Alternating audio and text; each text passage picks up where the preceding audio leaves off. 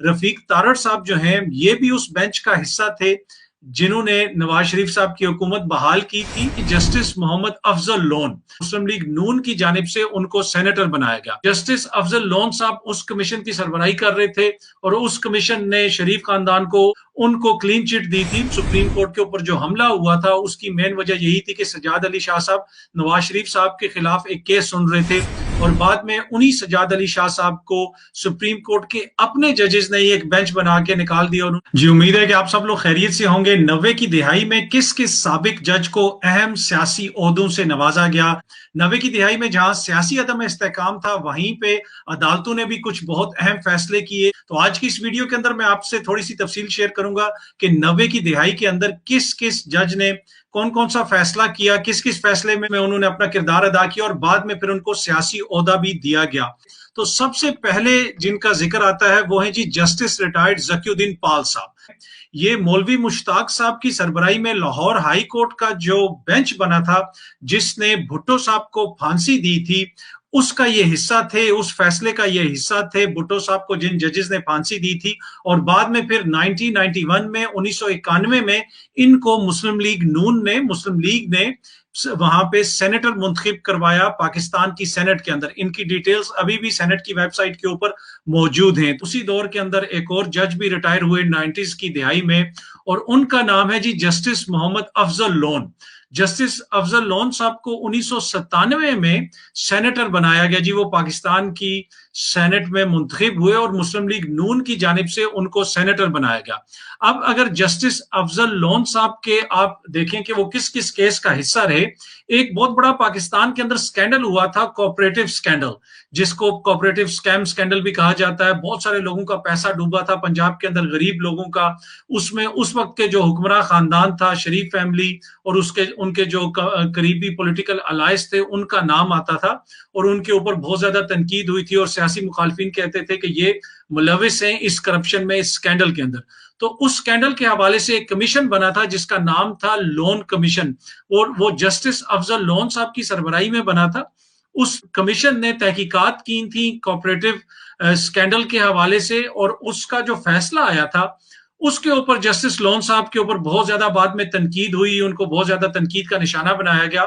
उसके जो फाइंडिंग्स थी उस कमीशन की, उस वक्त का जो हुक्मरान खानदान था उनके जो पॉलिटिकल डीलिंग्स थी और उनकी जो बिजनेस डीलिंग थी खुसूसन इत्तेफाक ग्रुप की और उसके अलावा उनके जो सियासी इत्तेहादी थे चौधरी बरादरान वगैरह, उनको क्लीन चिट दे दी गई थी। उनको एक तरह से कहा था कि उनका इसमें कोई किरदार नहीं है, उन्होंने कोई करप्शन नहीं की है। तो जस्टिस अफजल लोन साहब उस कमीशन की सरबराही कर रहे थे। उसके अलावा ये उस केस में भी शामिल थे जो नवाज शरीफ साहब की हुकूमत, आपको याद होगा कि 1993 में जब सदर इसाक ने नवाज शरीफ साहब की हुकूमत बरतरफ की तो वो सुप्रीम कोर्ट चले गए और सुप्रीम कोर्ट ने उनकी हुकूमत को बहाल कर दिया। उस फैसले के अंदर भी जस्टिस अफजल लोन साहब शामिल थे, उस बेंच का हिस्सा थे। शुरू में जिस तरह मैंने आपको कहा है कि उस दौर के अंदर पाकिस्तान के अंदर पॉलिटिकल अनरेस्ट था, बहुत ज्यादा अहम पॉलिटिकल फैसले भी हुए और फिर बहुत सारे ऐसे केसेस थे जिन्होंने अदालतों का रुख किया और अदालतों को भी फिर अहम फैसले करने पड़े। उसके अलावा अगर आप 90 की दहाई की बात करें तो 90 की दहाई में हमने ये देखा कि जस्टिस रिटायर्ड रफीक तारड़ साहब जो हैं वो पहले सेनेटर और फिर पाकिस्तान के सदर मुंतखब हुए।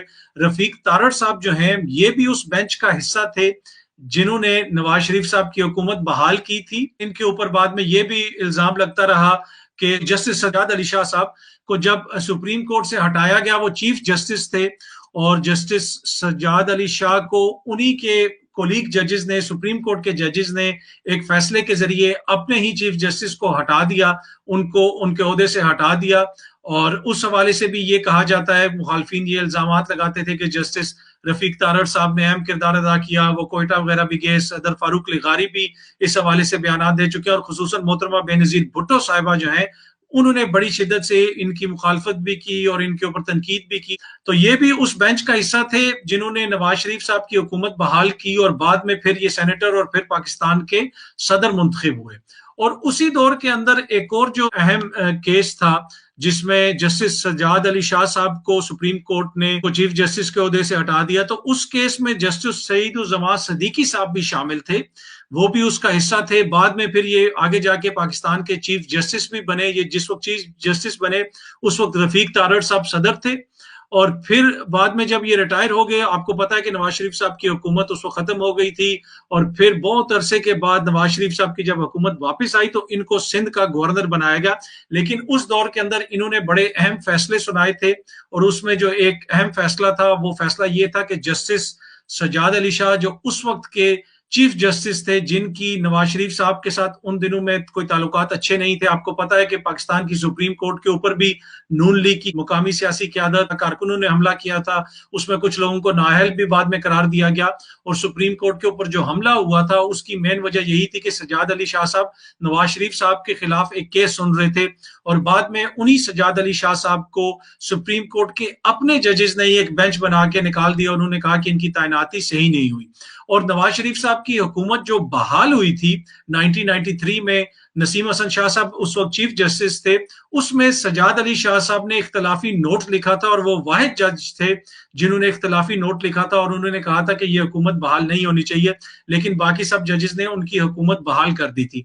तो 90s के अंदर जी ये कुछ अहम फैसले हुए, कुछ अहम तैनातियां हुई जजेस की, साबिक जजेस की। इस हवाले से पाकिस्तान मुस्लिम लीग नून के मुखालफिन उनके ऊपर तनकीद वगैरह भी करते रहते हैं, और ये कहते हैं कि जी जुडिशरी ने उस दौर में और हमेशा नवाज लीग के साथ एक तरह से नरम रवैया इख्तियार किया। और दूसरा, लाहौर हाई कोर्ट भी से भी उस जमाने में जो फैसले वगैरह आते रहे उसके ऊपर भी तनकीद होती रही। आपको याद होगा कि लाहौर हाई कोर्ट के ही जज थे जस्टिस कयूम साहब, उनकी भी मैं छोटी सी टेप आपको सुनवाता हूँ। शहबाज शरीफ साहब से वो बात कर रहे थे, वो टेप बाद में लीक भी हुई। आप जरा ये टेप सुने तो फिर हम गुफ्तगू के सिलसिले को आगे बढ़ाते हैं। उन्होंने क्या जी बड़े भाई साहब के मेहरबानी और ध्यान करना क्या चौधरी सर हो रहे मैंने अच्छा ਉਹਨੂੰ ਕੀ ਹੋਇਆ ਜੀ ਉਹ ਤੁਹਾਡੇ ਕੋਈ ਆਪਣਾ ਕੇਸ ਸੀ ਤੁਹਾਡੇ ਕੋਲ ਉਹਦਾ ਕੋਈ ਕੀ ਕਹਿੰਦੇ ਹੁੰਦੇ ਨੇ ਉਹਦੀ ਨਾਇਲੀ ਦਾ ਹਾਂ ਜੀ ਅਜੇ ਚੌਧਰੀ ਸਰਵਰ ਦਾ ਖਿਆਲ ਕਰਨਾ ਜਾਂ ਚਲੋ ਜੀ ਕੋਈ ਗੱਲ ਕਰਤਾ ਜੀ ਮੀਆਂ ਸਾਹਿਬ ਨੇ ਕਿਹਾ ਤਾਂ ਗੱਲ ਖਤਮ ਹੋ।